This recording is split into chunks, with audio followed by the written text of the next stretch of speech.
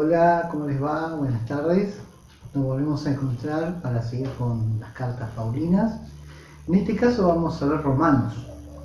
La epístola o la carta a los romanos es una de las principales cartas, de hecho está primera en el orden. ¿Se acuerdan que íbamos a ver las cartas paulinas por orden de escritura, según el año en el que fueron escritas? Las íbamos a ir viendo. Y ya vimos primera y segunda de Tesalonicenses, vimos Gálatas, ya vimos también primera y segunda de Corintios, y en este caso vamos a ver el libro de Romanos, o la carta a los romanos. Si prestaron atención, están los evangelios, está Hechos de los Apóstoles y seguidamente aparece Romanos. No es porque se haya escrito a continuación, sino que por su importancia teológica y por su extenso 16 capítulos, hacen que Romanos sea realmente importante. Pablo lo escribió estando en Corinto y narra de alguna manera todo el interés que tenía el apóstol en visitar a la iglesia o a los hermanos que ya residían en Roma y preparar un viaje exploratorio hasta España. ¿Sí? Ya en esa época estaba España con el nombre que la conocemos y en la misma ubicación. Cuando Pablo escribe esta carta, está tratando de corregir, por decir de alguna manera, algunos problemas que habían surgido en la congregación allí. Contrariamente a lo que muchos han afirmado, ninguno de los apóstoles, ni Pablo, ni Pedro, ni Santiago, ni Jacobo, ninguno de ellos fundó la iglesia o la primera congregación en Roma. Se cree, y en esto están de acuerdo la mayoría, de que fueron los que estuvieron en Pentecostés, judíos y también gentiles convertidos en ese momento, los que levantaron, por decir de alguna manera, una congregación en Roma. Así que no era territorio exclusivo de ninguno de los apóstoles, más bien ellos iban a seguir o iban a continuar con los hermanos que ya estaban ahí. El libro de Romanos, como dije antes, se compone de 16 capítulos y es una de las cartas más extensas y también de profundo contenido teológico que el apóstol Pablo nos ha dejado.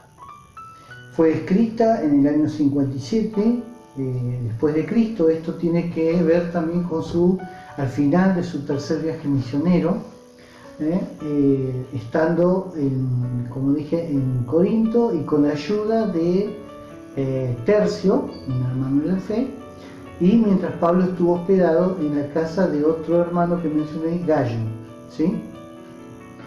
Tienen algunas características, por ejemplo, como ya dije, el propósito era preparar el camino para avanzar hasta España, con un ministerio exploratorio de Pablo, pero también la carta fue escrita principalmente por algunos motivos bien puntuales. Primero era corregir las desviaciones en cuanto a la fe en el Señor Jesús. Segundo, corregir los problemas de relaciones interpersonales entre judíos y gentiles y judíos. ¿Sí? Los primeros, los judíos, querían que los gentiles tomaran costumbres judías y los gentiles resistían esto porque habían entendido que la obra de gracia del Señor Jesucristo era suficiente para la salvación. Sin embargo, como había mucha opresión, empezaron a surgir dudas y ellos, los mismos hermanos de Roma, le piden al apóstol Pablo que se expida o que escriba algo acerca de esto, y entonces es que Pablo toma la pluma con la ayuda de, ya dije, de Tercio, y escribe esta carta a los hermanos. También tiene que ver con que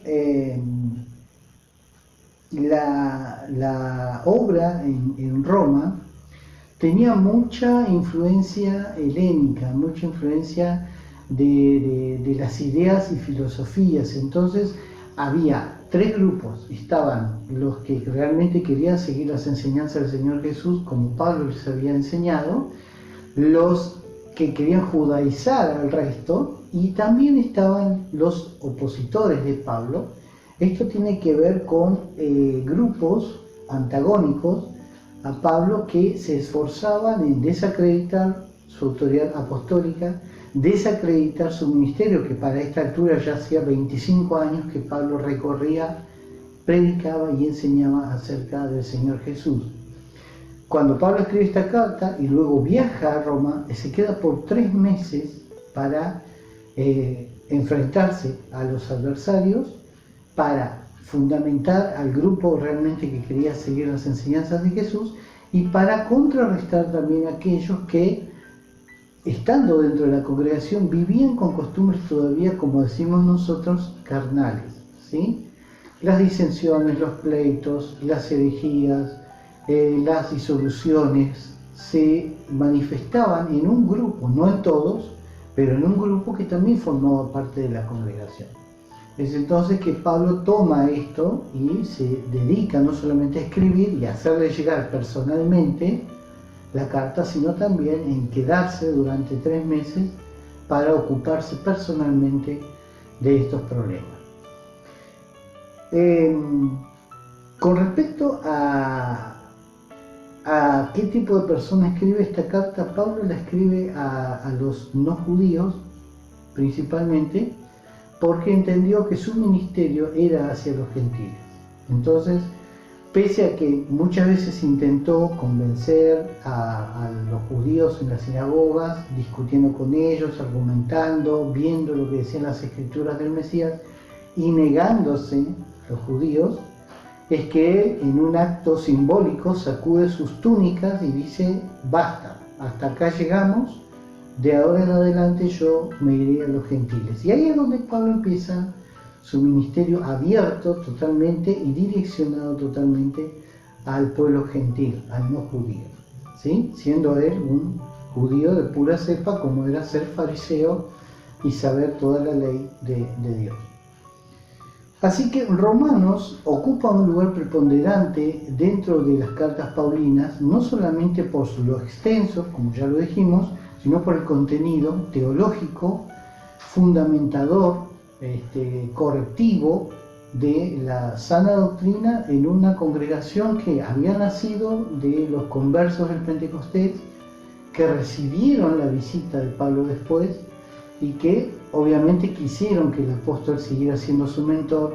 Por eso le pidieron que se ocupara de ellos en la doctrina, en la enseñanza, ayudándole a corregir los errores, tratando de limar las asperezas entre judíos y no judíos, pero por sobre todas las cosas que el crecimiento y los dones del Señor que había puesto en esa congregación pudieran ser efectivos a la hora de extender el Evangelio, ¿sí?